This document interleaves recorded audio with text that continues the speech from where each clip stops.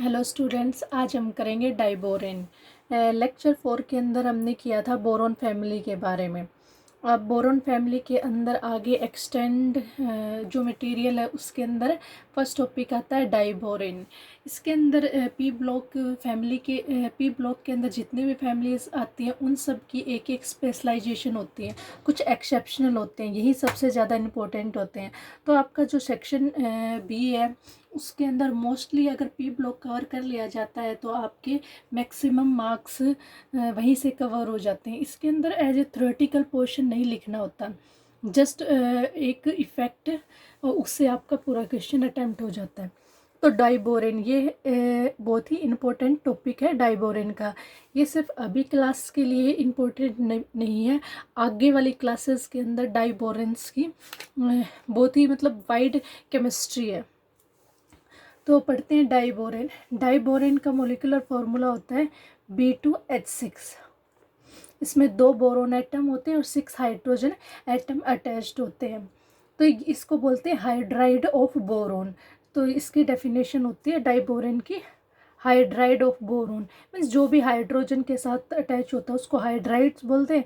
तो hydride of boron ये सिर्फ एक ही केमिकल फॉर्मूले के अंदर प्रेजेंट नहीं होता है। इस जो डाइबोरोन होता है वो लो टेम्परेचर पे स्टेबल होता है, एट लो टेम्परेचर पे।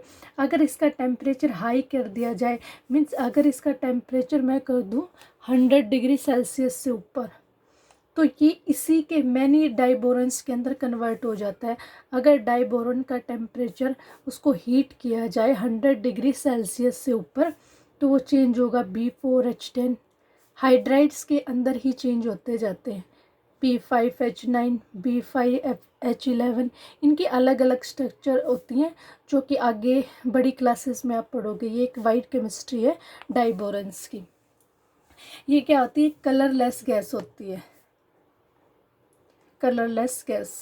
इसकी है ना स्ट्रक्चर और बॉन्डिंग ज़्यादा इम्पोर्टेंट है जो कि सिलेबस के अंदर है, प्रॉपर्टीज़ अभी नहीं है सिलेबस के अंदर आपके। तो B2H6 एक मोस्ट इम्पोर्टेंट कंपाउंड है जो एज ए रिएजेंट यूज़ किया जाता है in organic chemistry. As a इसको यूज़ करते हैं as a reagent organic chemistry के अंदर। इनऑर्गेनिक का कंपाउंड है बट ऑर्गेनिक केमिस्ट्री के अंदर यूज़ किया जाता है एज ए रिएजेंट। जितने भी ऑर्गेनिक कंपाउंड्स की फॉर्मेशन की जाती है वो किस वजह से यूज़ किया जाता है, वो इसके स्ट्रक्चर पे डिपेंड है। स्ट्रक्चर की वजह से इसके पास एक अलग ही टाइप की प्रॉपर्टी है जो हम आगे पढ़ेंगे। और क्या आता है कि टॉक्सिक होती है गैस, टॉक्सिक नेचर होता है। अब पहले पढ़ेंगे हम स्ट्रक्चर ऑफ डाइबोरोन। Structure B2H6।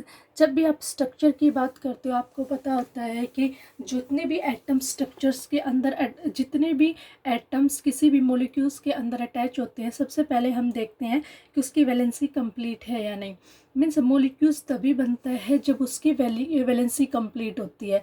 अगर जैसे CH4 फॉर एग्जांपल मैं CH4 लेती हूँ, कार्बन का इसके अंदर आपका क्या होगा 1 2 3 4 hydrogen, hydrogen 1 electron sharing of electron से हाइड्रोजन की कंप्लीट है, 1 2 हाइड्रोजन के यहाँ पे भी चारों हाइड्रोजन के इलेक्ट्रॉन्स कंप्लीट है। और कार्बन के वैलेंस सेल में 4 इलेक्ट्रॉन थे, 4 इसके साथ तो 8 है। इनका डबलेट है और इनका है ऑक्टेट, ठीक है। तो यहाँ पे सबकी वैलेंसी कंप्लीट है। बट कुछ कंपाउंड ऐसे होते हैं कि इलेक्ट्रॉन रिच कंपाउंड होते हैं, मीन्स उनके पास ऑक्टेट से ज़्यादा इलेक्ट्रॉन होते हैं जिनको इलेक्ट्रॉन रिच कंपाउंड्स बोलते हैं। कुछ ऐसे होते हैं कंपाउंड की फॉर्मेशन तो कर लेते हैं बट वो इलेक्ट्रॉन डेफिशिएंट कंपाउंड्स होते हैं, ठीक है। एक दो टर्म्स आते हैं, इलेक्ट्रॉन डेफिशिएंट जिनके पास इलेक्ट्रॉन्स की कमी होती है, और एक होता है इलेक्ट्रॉन रिच कंपाउंड जिनके पास इलेक्ट्रॉन्स ज़्यादा होते हैं। इलेक्ट्रॉन रिच कंपाउंड अगर जैसे इलेक्ट्रॉन्स डेफिशिएंट कंपाउंड होंगे, एक अलग से एक डेफिनेशन आती है कि जो इलेक्ट्रॉन डेफिशिएंट कंपाउंड है मीन्स उनके पास टेंडेंसी होती है इलेक्ट्रॉन को गेन करने की, टेंडेंसी ऑफ गेनिंग इलेक्ट्रॉन, क्योंकि उनको अपनी वैलेंसी कंप्लीट करनी है इलेक्ट्रॉन। और जो इलेक्ट्रॉन रिच कंपाउंड होते हैं उनके पास टेंडेंसी होती है इलेक्ट्रॉन को लॉस करने की। Electron loss. जो टेंडेंसी ऑफ गेनिंग इलेक्ट्रॉन होता है, pair of electron gaining pair of electrons होगा, उसको इनऑर्गेनिक केमिस्ट्री के अंदर या इनऑर्गेनिक केमिस्ट्री के अंदर लेवियस एसिड का नाम दिया जाता है। जो a pair of electron means Lewis acid या लेवियस एसिड बोल सकते हैं। लुइस कोई साइंटिस्ट था, उसने अपनी एक थ्योरी प्रेजेंट की थी। जैसे हम अब तक हम पढ़ते आ रहे हैं कि जो मीन्स एसिड्स क्या होते हैं, वही जो H पॉजिटिव आयंस देते हैं, बेस क्या होंगे जो OH नेगेटिव आयंस देंगे। ये एक जनरल सी डेफिनेशन है जो अर्हेनियस ने दिया था। बट केमिस्ट्री के अंदर इतने सारे कंपाउंड होते हैं कि कुछ ऐसे भी एसिड होते हैं जिनके अंदर H पॉजिटिव आयंस नहीं होता, कुछ ऐसे भी बेस होते हैं जिनके अंदर OH नेगेटिव आयंस नहीं होता। तो डिफरेंट साइंटिस्ट ने इनके ऊपर अपनी थ्योरीज लगाई थी। तो फिर क्या होता है, electron deficient compound tendency of gaining pair of electron, उनको लुइस एसिड बोला जाता है। और जो इलेक्ट्रॉन रिच कंपाउंड है जिनका ऑक्टेट कंप्लीट है और उनके पास इलेक्ट्रॉन या तो लोन पेयर की फॉर्म में प्रेजेंट है या फिर उनकी किसी बॉन्डिंग की वजह से प्रेजेंट है, उनको बोलेंगे लुइस बेस।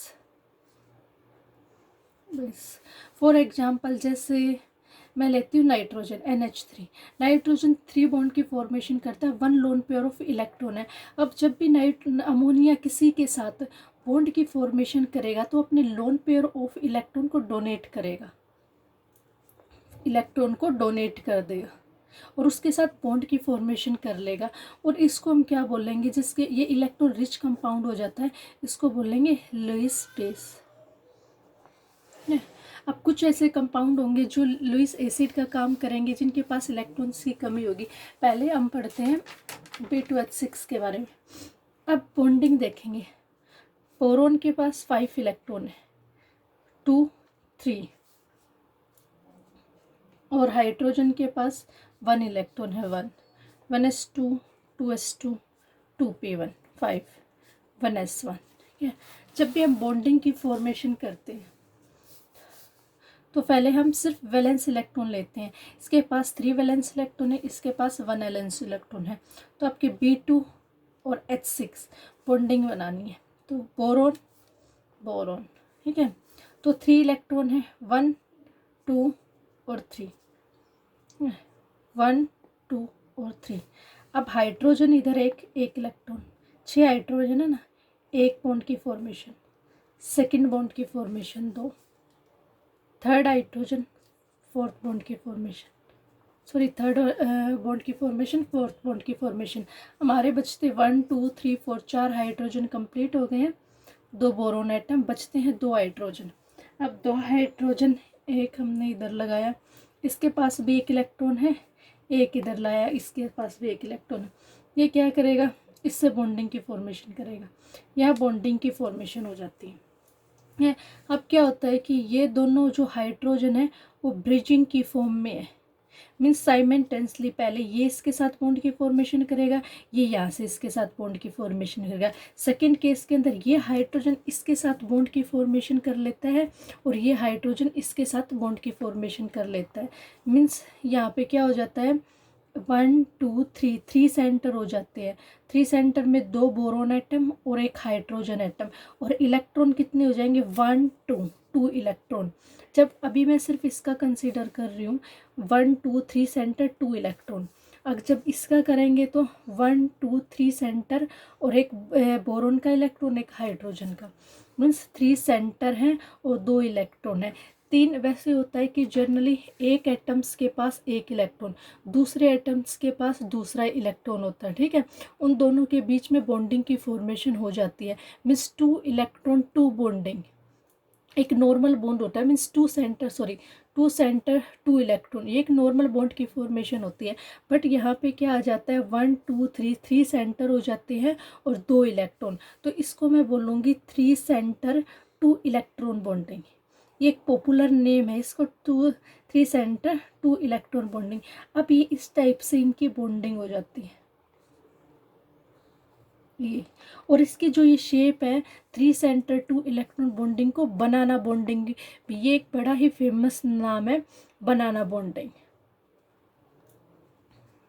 बनाना बॉन्डिंग।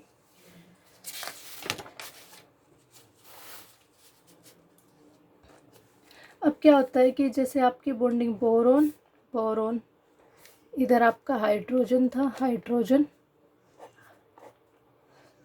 यहाँ पे ब्रिजिंग पे आपके हाइड्रोजन है।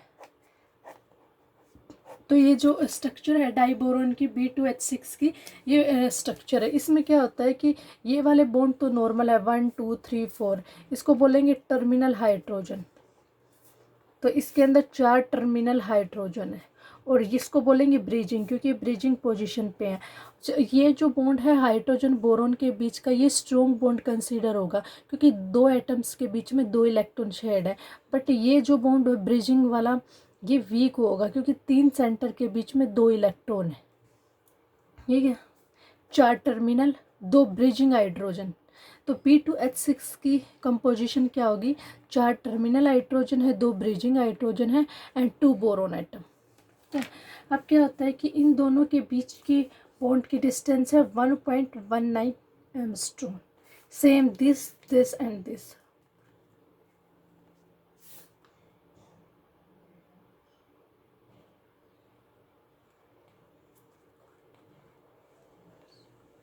और ये है आपकी 1.33 मीन्स जब भी हमारी कोई भी स्ट्रक्चर आती है उसको आप स्पेक्ट्रोस्कोपी से चेक करते हैं। अब इनके बीच की जो बोरोन और टर्मिनल हाइड्रोजन के बीच की बॉन्ड डिस्टेंस है वो 1.9 एंगस्ट्रॉम, और जो ब्रिजिंग हाइड्रोजन के बीच की डिस्टेंस मीन्स बॉन्ड लेंथ है वो 1.33 मीन्स ये बॉन्ड डिस्टेंस है ना लॉन्ग है कंपेयर टू इसके। इसका मतलब ये वाला बॉन्ड वीक है कंपेयर टू टर्मिनल हाइड्रोजन के साथ जो बॉन्ड है उससे, लॉन्ग बॉन्ड लेंथ। और इनके बीच का ये एंगल है 97 डिग्री और ये वाला जो एंगल है ये है 122 डिग्री। ठीक है, अब ये आ जाता है आपका बनाना बॉन्ड। अब हम यहाँ पे देखेंगे सबका ऑक्टेट कंप्लीट है या नहीं, क्योंकि जब भी मॉलिक्यूल्स की फॉर्मेशन होती है आप सबसे पहले उसकी वैलेंसी को चेक करते हो कि उसने स्टेबिलिटी को गेन किया या नहीं। अगर मैं यहाँ पे देखूँ तो आपका बोरोन था, हाइड्रोजन हाइड्रोजन,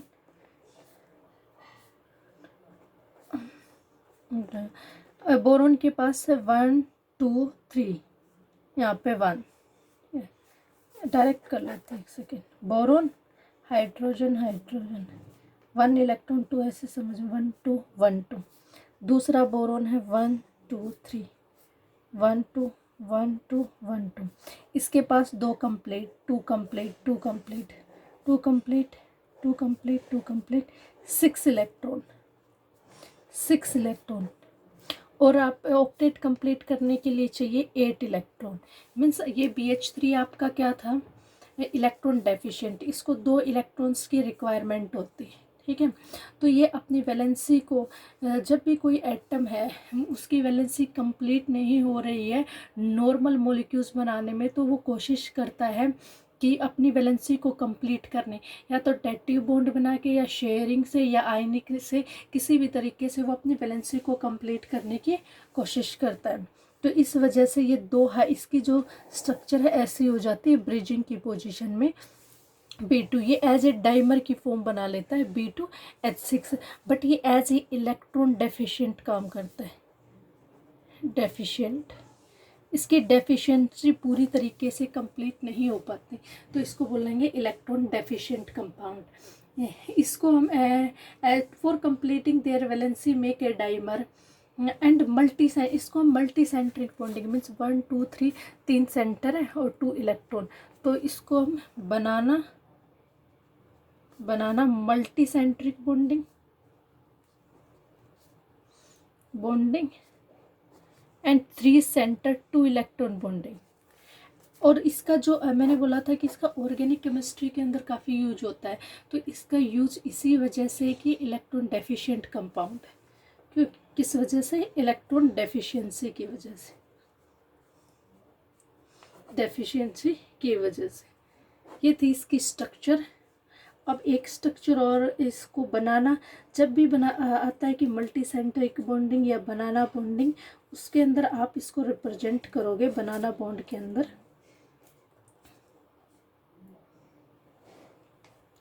ऐसे।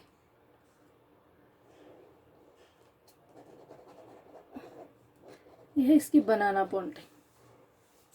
ये था आपका B2H6 के स्ट्रक्चर। जब भी मीन्स किसी भी स्ट्रक्चर को वेरिफिकेशन के लिए किसी रिएजेंट से रिएक्शन करवाई जाती है, जब हमें इसकी रिएक्शन करवाएंगे जिसके अंदर हाइड्रोजन बॉन्ड की ब्रेकेज होगी, तो सबसे पहले ये दोनों बॉन्ड ब्रेक होंगे। अगर हम इस ऑर्गेनिक केमिस्ट्री के अंदर आपने बहुत जगह देखा होगा कि BH3 लिखा होता है, ना कि B2H6। क्या होता है कि B2H6 के साथ कोई रिएजेंट डाला जाता है जो इस बॉन्डिंग को ब्रेक करता है, क्योंकि इस फॉर्म के अंदर दोनों बोरोन एटम की वैलेंसी कंप्लीट हो गई है ड्यू टू मल्टीसेंट्रिक बॉन्डिंग।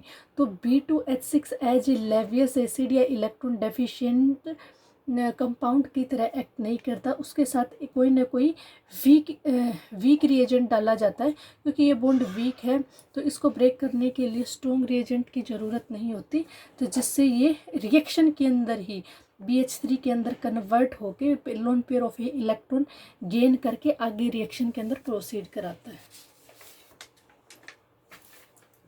अब इस लेक्चर के अंदर एक स्ट्रक्चर और कंप्लीट करेंगे, इनऑर्गेनिक बेंजीन। अब तक आपने सुना होगा बेंजीन के बारे में। ऑर्गेनिक केमिस्ट्री का बेस ही बेंजीन के ऊपर होता है और कार्बन के ऊपर होता है। अब आता है आपका इनऑर्गेनिक बेंजीन। इनऑर्गेनिक बेंजीन का फार्मूला होता है B3N3H6, boron 3 atom, nitrogen 3 atom और हाइड्रोजन 6 एटम। इसको हम इनऑर्गेनिक बेंजीन क्यों बोलते हैं? क्योंकि इसकी ऑर्गेनिक की बेंजीन के साथ काफ़ी सिमिलरिटीज़ हैं, कुछ डिसिमिलरिटीज़ भी हैं, बट सिमिलरिटीज़ होने की वजह से इसको हम इनऑर्गेनिक बेंजीन बोलते हैं। C6H6 बोराजीन। फर्स्ट, बोराजीन जो होता है वो बेंजीन का आइसो इलेक्ट्रॉनिक होता है, आइसो इलेक्ट्रॉनिक विद बेंजीन, जो प्रॉपर्टी सिमिलर है जिसकी वजह से इसको इनऑर्गेनिक बेंजीन का नाम दिया गया।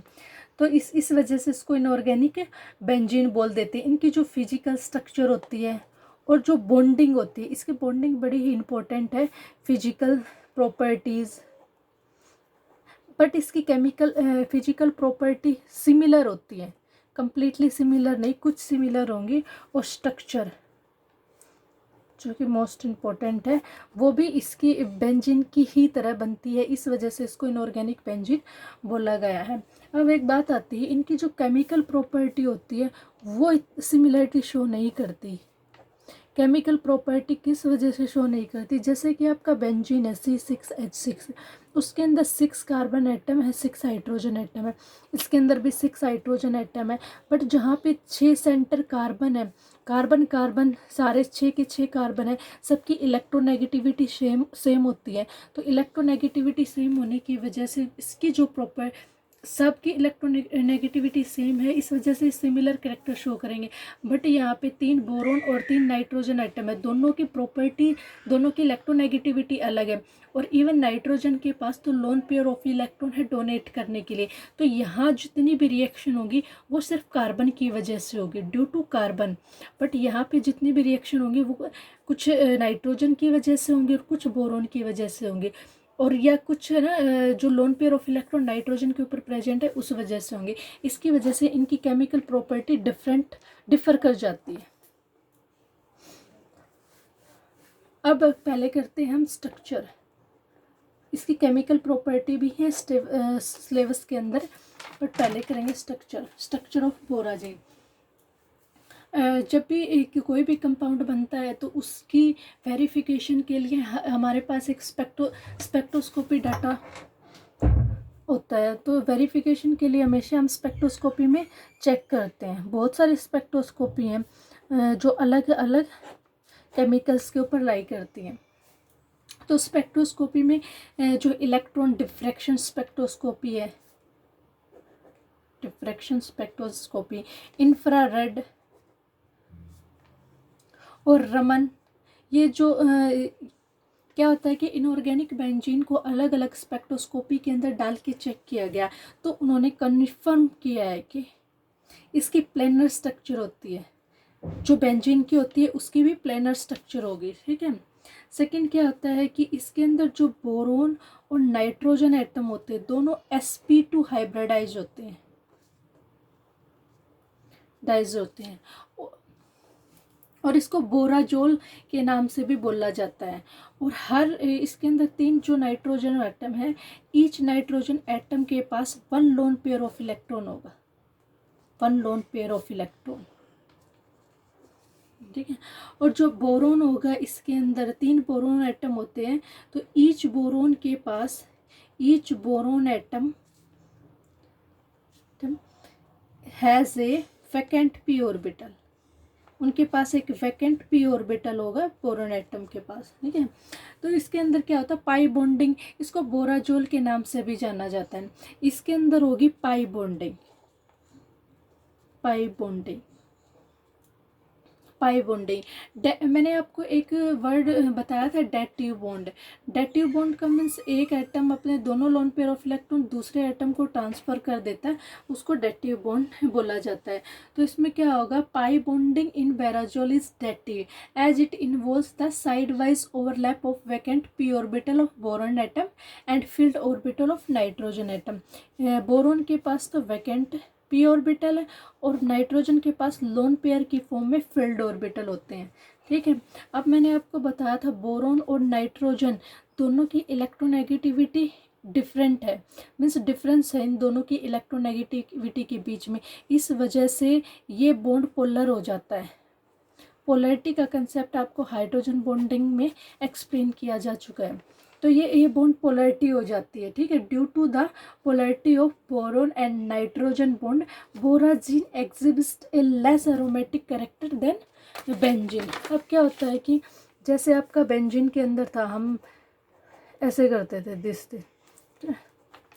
रेजोनेटिंग स्ट्रक्चर तो आपने पढ़ी होंगी, तो इसको हम ऐसे भी लिख सकते थे कि ये जो बॉन्ड है ना आपका रिवॉल्व कर रहा है, तो ऐसे। बट बोराजीन के अंदर हम ऐसे नहीं लिख सकते क्योंकि बॉन्ड की पोलैरिटी की वजह से और वैकेंट ऑर्बिटल की वजह से, ठीक है। तो अब आती है स्ट्रक्चर।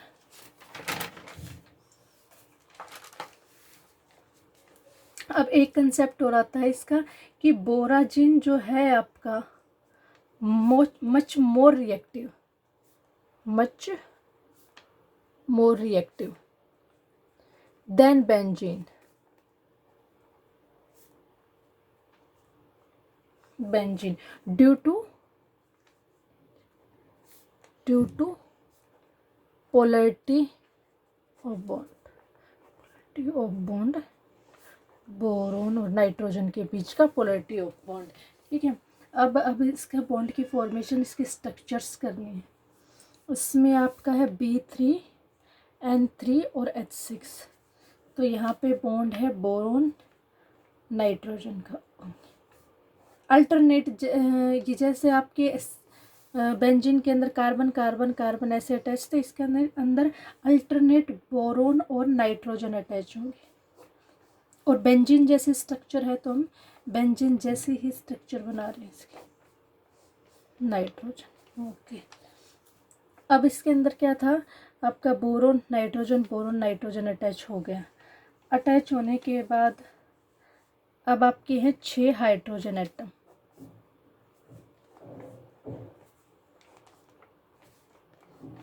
6 हाइड्रोजन एटम हो गए, ठीक है। अब क्या आता है कि इधर double bond single bond, double bond single bond, वो वाली बात। अब क्या हो गया कि इसके पास क्या होते हैं, filled lone pair of electron, filled, nitrogen के पास filled lone pair of electron. और इनके अंदर नाइट्रोजन और जो बोरोन है दोनों sp2 हाइब्रिडाइज्ड फिल्ड। और इसके पास क्या होता है, वैकेंट p ऑर्बिटल, ये आ गया वैकेंट p ऑर्बिटल। इसमें नाइट्रोजन क्या करेगा, अपने फील्ड ऑर्बिटल इनके वैकेंट ऑर्बिटल के अंदर ट्रांसफ़र करके बॉन्ड की फॉर्मेशन कर देता है,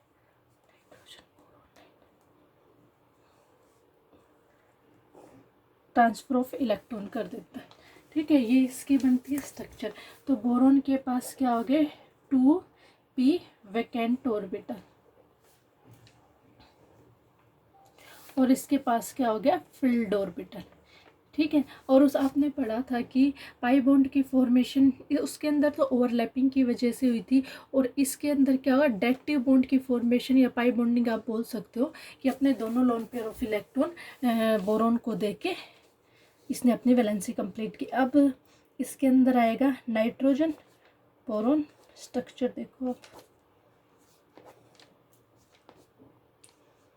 बोरॉन, ठीक है, हाइड्रोजन हाइड्रोजन हाइड्रोजन। अब इसके अंदर यहाँ पे डबल बॉन्ड, यहाँ सिंगल, यहाँ डबल बॉन्ड, यहाँ सिंगल, यहाँ सॉरी यहाँ सिंगल, यहाँ डबल बॉन्ड, ठीक है। अब इसको मैं ऐसे भी लिख सकती हूँ, यहीं पे कर, इसको हम ऐसे भी लिख सकते हैं कि ये double bond nitrogen boron boron,